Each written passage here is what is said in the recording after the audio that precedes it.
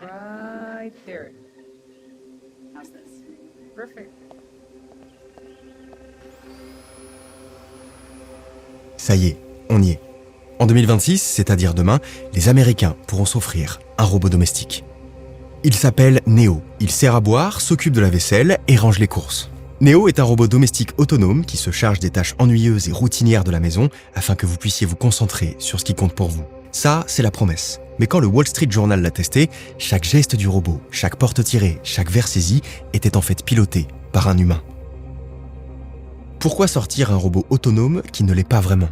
Parce que la société One X est persuadée d'une chose. Pour qu'un robot apprenne à vivre dans votre salon, il pense qu'il doit d'abord y vivre. Guidé par un opérateur humain à distance qui voit ce que le robot voit et qui l'entraîne à faire vos corvées, geste après geste. Et One X n'est pas seul à le penser. Tesla, Figure, des grands noms de la robotique vont bientôt se battre pour le même objectif, être votre prochain colocataire. C'est une course vers l'autonomie, dont la ligne d'arrivée est votre canapé. Et pour la franchir avant les autres, certains vont prendre des raccourcis. Regardez cette carte. Oui, c'est un miroir. Mais qu'est-ce que vous y voyez ? Vous y voyez quelqu'un à qui personne n'a appris à épargner. Jusqu'à maintenant. La carte Trade Republic transforme chaque geste en épargne. D'abord, vous placez 50 € par mois en actions. Apple, Nvidia ou un ETF qui regroupe des centaines d'entreprises. Ensuite, 1% de chaque paiement par carte est investi pour vous. C'est le SafeBack. Ça permet d'investir jusqu'à 15 € par mois en payant vos courses. Et enfin, l'argent sur votre compte rapporte actuellement 2% brut par an versé chaque mois. Avec cette carte, ce que vous investissez, une part de ce que vous dépensez et ce que vous gardez travaille pour vous. Évidemment, investir comporte des risques, y compris la perte du capital investi. Et les performances passées ne préjugent pas des performances futures. Donc n'investissez que l'argent dont vous n'avez pas besoin à court terme. Trade Republic, c'est une banque gratuite, sans frais d'ouverture ou de tenue de compte, depuis laquelle vous pouvez investir sans y penser. Pour Noël, si vous vous inscrivez avant le 6 janvier et respectez les conditions en description, vous pouvez gagner jusqu'à 500 € en actions ou en ETF. Téléchargez l'app en description. Merci Trade Republic. Bon, Neo n'est pas un robot autonome. C'est un robot qui essaie de l'être. Vous êtes autonome. Félicitations. Parce que vous pouvez rentrer dans n'importe quel Airbnb, vous êtes capable de vous faire un café. Pour un robot, c'est plus compliqué. Parce qu'il a appris à faire du café, mais dans un labo précis. Il a répété 1000 fois le geste dans ce labo et il est devenu très bon pour faire ce café. Mais mettez-le dans un appart avec des placards différents, les tasses qui sont rangées derrière les bols et un autre modèle de machine, et c'est un monde nouveau pour lui. Il peut tenter de s'adapter, il a une certaine forme d'intelligence. Mais plus l'appart est différent du labo, plus c'est difficile. Vous êtes autonome partout, lui il est autonome dans une situation qu'il connaît par cœur. Parce qu'il ne comprend pas le monde. Il a juste appris à associer ce qu'il voit à des gestes très précis. Cette cafetière précise, à cet endroit précis, voilà ce qu'il maîtrise.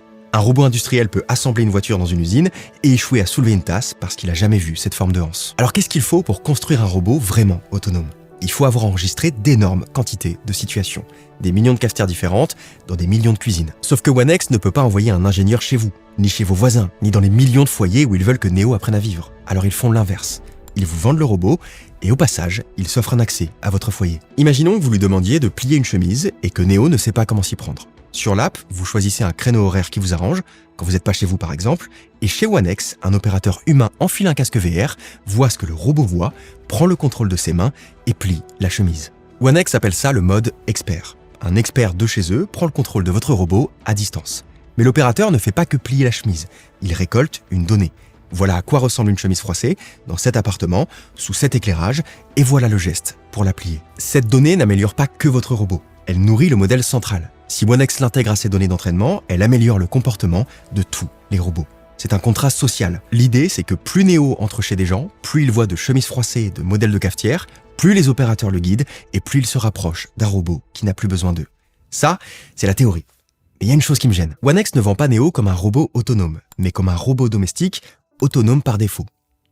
Qu'est-ce que ça veut dire ? Ça veut dire qu'il est autonome jusqu'à ce qu'il ne sache pas faire. Ouais, ça nous avance pas beaucoup plus. Bon, d'après vous, quelle corvée il sait faire tout seul ? La vaisselle ? Ranger les courses ? Plier le linge ? Aucune des trois. Dans leur communication, ils ne montrent que 2 actions réellement autonomes. Ramener une tasse et ouvrir la porte à un invité. Tout le reste, la machine, le ménage, l'aspirateur, le lave-vaisselle, c'est un humain qui guide le robot. Alors on peut imaginer qu'ils sont très prudents dans leur communication et qu'ils minimisent ses capacités réelles pour éviter les promesses intenables. On peut l'imaginer. Mais à moins d'1 an de la sortie, devant les médias, Neo ne fait aucune action autonome. Pas une seule. Le truc c'est que techniquement, One X ne ment pas. C'est bien un robot domestique, autonome par défaut, qui est guidé par des humains pour les nouvelles tâches. Le problème, c'est qu'on n'a pas leur définition d'une nouvelle tâche. Est-ce qu'une chemise avec un matériau différent, c'est une nouvelle tâche ? S'il faut la ranger dans un tiroir plus étroit qu'avant, est-ce que c'est une nouvelle tâche ? Pour apprendre à la plier tout seul, il a besoin d'être guidé combien de fois par un humain ? 1 fois, 10 fois, 100 fois ? On ne sait pas. Tout ce qu'on sait, c'est que ça peut prendre du temps. Parce qu'un opérateur humain met aujourd'hui 5 minutes à mettre un verre et 2 couverts au lave-vaisselle.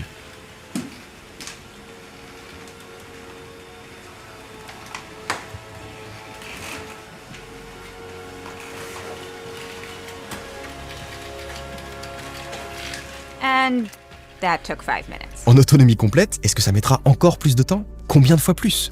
On ne sait pas non plus. Ce qu'on sait en revanche, c'est ce que ça leur coûte. Un téléopérateur aux États-Unis, c'est environ 25 $ de l'heure. Si votre robot a besoin de 10 minutes d'aide par jour, vous leur coûtez 125 $ par mois. Et 10 minutes, quand on voit ça, c'est optimiste. S'il a besoin d'1 heure d'aide par jour, ça leur coûte 750 $. Pour un robot que vous louez 499 $ par mois. Ce que ça veut dire, c'est que si Neo est trop dépendant de la téléopération, son modèle économique s'effondre. Mais l'enjeu pour OneX, c'est peut-être pas l'abonnement. Parce qu'ils ont des investisseurs très solides derrière eux.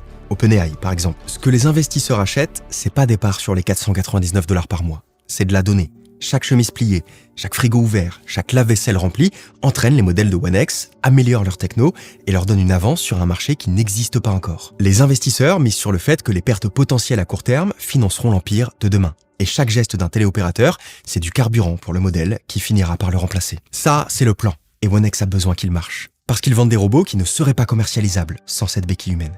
Et cette béquille est une pression économique. Maintenant, qu'est-ce qui arrive si le plan se passe pas comme prévu ? Si leur technologie n'est pas au point ? Si l'autonomie met finalement plus de temps qu'ils l'imaginent ? Et que leurs robots restent dépendants des humains qui les pilotent ? Qu'est-ce qui arrive si Tesla fait mieux ? Qu'est-ce qui arrive si Figure fait mieux ? Qu'est-ce qui arrive si une start-up chinoise les dépasse ? Tous veulent construire un humanoïde grand public. Mais dans un foyer, il n'y a qu'une place. Quand plusieurs acteurs se battront pour cette place, ils mettront toutes les chances de leur côté. Et certains feront un calcul simple. Ce qui nous coûte de l'argent, c'est l'intervention humaine, et chaque minute d'intervention humaine coûte 40 centimes. Aux États-Unis. Mais il y a des pays où un humain, ça coûte 5 à 15 fois moins. Demain, si l'autonomie n'arrive pas assez vite et qu'il faut payer des milliers d'opérateurs, une des variables sera de déplacer l'humain là où il coûte le moins cher. Ce schéma, externaliser l'humain pour optimiser les coûts, il n'est pas inédit. Et il existe déjà dans la robotique. Au Japon, dans des supérettes, il y a des bras robotiques autonomes de la société Téléexistence qui rangent les rayons. Mais quand ces bras bloquent sur un produit, c'est un opérateur qui prend le relais. Et il n'est pas au Japon. Il est à 3000 km. Dans un immeuble aux Philippines, il y a une 60aine de personnes qui surveillent chacun 50 robots à la fois. Et quand il y a une canette qui tombe, ils interviennent. Ils font ça pendant 8 heures par jour, interviennent une 50aine de fois et gagnent environ 300 $ par mois.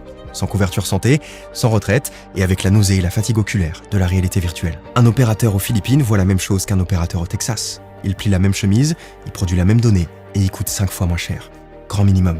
Et personne ne le verra parce qu'il remplacera un travailleur déjà invisible.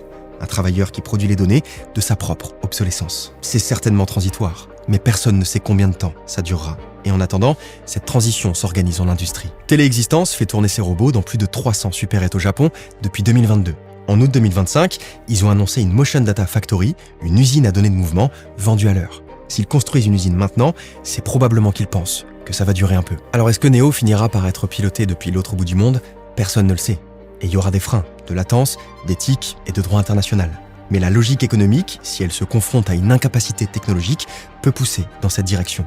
Et si c'est pas OneX, ça peut être n'importe quel autre acteur. Aujourd'hui, l'autonomie n'est pas une propriété du robot, c'est une promesse. OneX y arrivera peut-être, mais pour l'instant, il n'est qu'un acteur parmi d'autres, dans un marché qui n'attendra pas d'être prêt pour s'installer sur votre canapé. Et le modèle qu'il pourrait normaliser, à la fin, ce n'est peut-être pas un robot autonome, mais un humain low cost qui porte un corps physique premium. Ce modèle, c'est l'ubérisation, mais pour les bras. Si ce scénario se réalise, la robotique n'aura pas supprimé le travail domestique, elle l'aura rendu invisible. Merci à tous, merci Trade Republic, c'était Léo Duff.